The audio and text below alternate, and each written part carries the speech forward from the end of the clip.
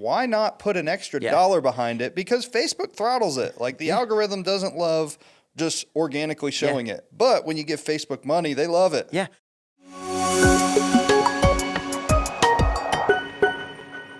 All right, guys, welcome back to the Lake Norman Business Podcast. I'm Danny Decker. He's Ryan Weber. Got another episode for you today. Ryan and I are going to chat. You know, every once in a while we try to do these episodes where it's just us sharing some real specific tactical stuff that you can use, apply right away. I mean, we both, you know, I have decade plus of marketing experience. So does Ryan. We've seen a lot. We've made a lot of expensive mistakes, right? Learned a lot of things, you know, the hard way that you don't have to. So we're gonna talk some marketing today. Yeah, and I think this might be our favorite topic. You know, I like business, love business, but I always gravitate towards marketing. Like I was at a conference last week and someone asked me, they were like, well, what's your hobby? I'm like, you know, like I wish I could say I did X, Y, Z. Like I like working out. I wouldn't consider it a hobby. I consider it something I need to do. I said, but like what I do when I'm doing nothing, I'm learning or talking to people about business, and most specifically, like talking to them about making more money, which is marketing. Yeah, love it. So today we want to talk about Facebook ads. Okay. And I'm bringing this topic to the table knowing that our audience is largely small businesses here in the Lake Norman, Charlotte area. And I think everybody knows that Facebook ads can work really well, but a lot of people think about them for bigger businesses, right? Because we're always seeing ads on our Facebook and our Instagram feeds for, you know, meal delivery services and, you know, products and Amazon stuff and all of this. But, you know, one of the things that my business does is works on Facebook ads for local businesses. And so I just thought we could have some conversation just about kind of how to approach Facebook ads, why it's so valuable for small businesses, and just kind of get into it. Yeah, I mean, it's been a while since I've ran a true call to action Facebook ad. So, you know, call to action when you're trying to get somebody to take action on something. I think a lot of people say Facebook ads fail because of, one, they don't make money back immediately, and two, it's because they don't spend enough time with it. So like they're rushing it, and in 3 days they haven't made their ROI back. No, that's so true. I would say that's the biggest issue. Well, and already I think you make like a really important point, which is like there are more than one way to approach Facebook ads. Yeah. And calls to action, I think, are an important part of your Facebook ad strategy. And, you know, just for people that aren't familiar with that terminology, if you're running a call to action ad, you know, you're asking somebody to pick up the phone and call you or fill out a form on your website. You're asking them to take a very specific action. Right. But I think where you're going with sort of the other approach is brand oriented. Like my Facebook ad strategy for the past close to 5 years has been brand awareness. I want more eyeballs on what I'm already doing. And I think, you know, I'll get right into like giving them some sort of tactic they can do. Like I do the $1 a day strategy when I'm doing Facebook ads. I spend $1 per day on a post for 7 days. Why not put an extra dollar behind it? Because Facebook throttles it. Like the algorithm doesn't love just organically showing it. But when you give Facebook money, they love it. Yeah. Well, and that's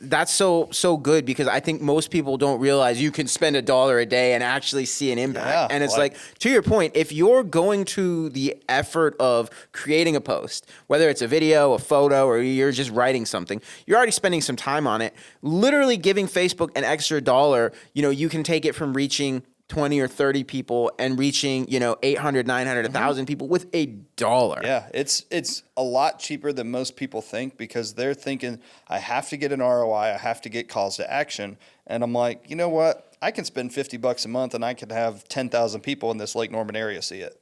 So let's talk about targeting for a second, because that is what I think is clearly the coolest thing about Facebook is just how easy it is to like really dial in your targeting. And so like a lot of people will see, you know, the boost post button and just, you know, click boost post and just choose whatever default options come up. But like you can get so specific with your targeting. And so for small businesses out there, like it starts with knowing your client, right? Yeah. Like what does your ideal prospect look like? Yeah. And like boost post, I would consider like the basic version of ads, boost posts.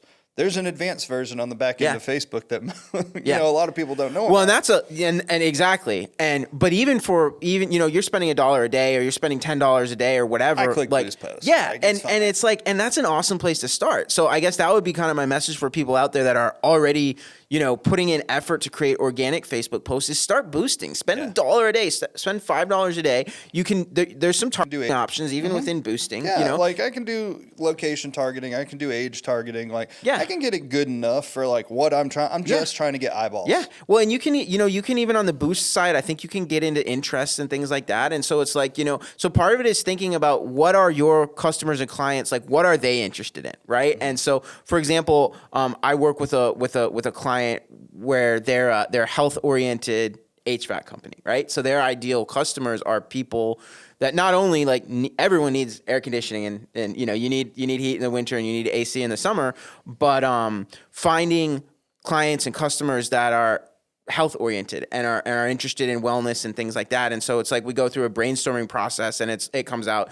their best customers are interested in yoga and organic foods and all this. And it's like you can very easily, when you're boosting your ads, say target those people that are interested in those things. And all of a sudden you're showing your content to like really, really highly targeted audience for a couple dollars a day. Yeah. Like for us, I think it might be the easiest boost posting and targeting for the law firm because we just pick realtors. Yeah. Like, if you're a realtor in our specific area, you're probably someone that we're going to want to talk to. And, we can get more specific, but it's a lot harder to say like only people that are buyers on the real estate agent side. But like all realtors, we're just usually trying to provide value. So, we're good there. Yeah.